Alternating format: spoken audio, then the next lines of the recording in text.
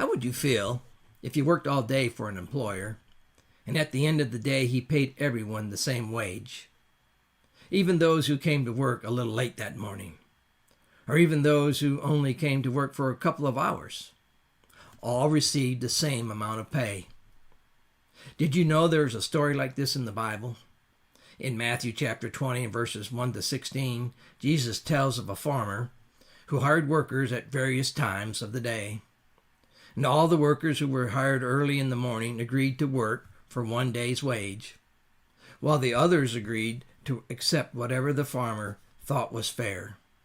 In other words, they trusted the farmer to pay fairly. And at the end of the day, the farmer calls all the workers together and pays them the same wage.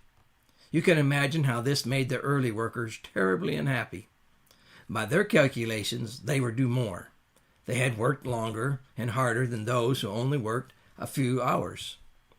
They believed because they had worked longer, they deserved more money, which I'm sure if you and me had been in the same situation, would probably feel the same way.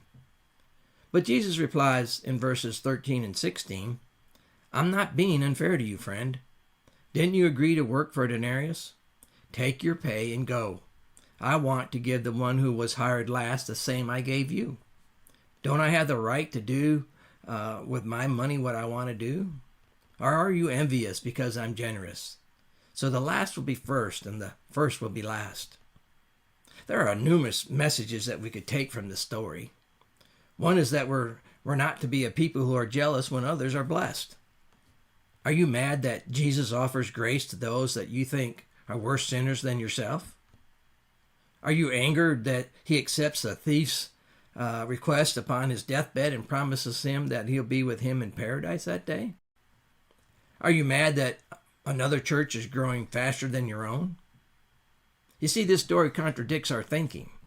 It makes no earthly sense to us. But that's the point. It's not supposed to make earthly sense. Jesus isn't telling a story about working and getting paid. He's telling a story about grace and how wonderful it is and how it's offered to everyone. Salvation is a gift. You don't earn your salvation. Jesus is still addressing the rich young ruler's question in Matthew chapter 19, verse 16. What must I do to be saved? And with Peter's question in Matthew 19:27, we have left everything to follow you. What will be left for us?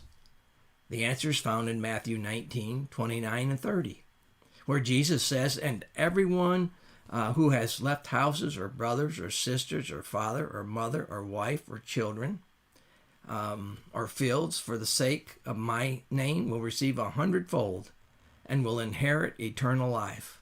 But many who are first will be last, and the last will be first. You see, what the rich young ruler needed to know is putting Jesus first, not the commandments, was what made the difference. What Peter needed to know is not the one who has sacrificed. No one that has sacrificed for God will ever go unrewarded. What the early morning workers needed to know, the midday workers, the late day workers, is salvation is a gift. You can't earn it. No amount of work will ever pay our debt. That debt was paid in full by God when he accepted the sinless sacrifice of his son. I don't know where you are today in your walk with God, but the good news is it's not too late. If you're listening to this message, then you can receive grace. Your age, your wealth, your efforts don't matter. What matters is, do you know Jesus? If you need help, please leave me a message, and I will do the very best I can to get back in touch with you and to share the gospel message with you. And this is Jesse Walker with the Glenwood Church of Christ.